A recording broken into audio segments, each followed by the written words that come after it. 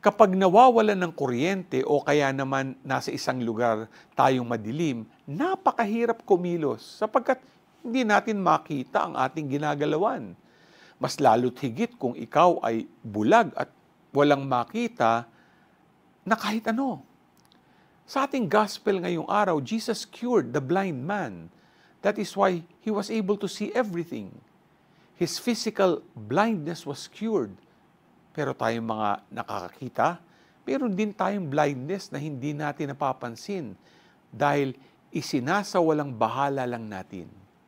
Kung mahirap magkaroon ng physical blindness, mas lalo't higit na mahirap magkaroon ng spiritual blindness. Nabubulag tayo at hindi na nakikita ang kadakilaan ng Diyos sa buhay natin araw-araw. Kung kaya't hinihimok tayo ng ating gospel for today to pray for spiritual sight, to see God's will clearly in our lives. G ka ba?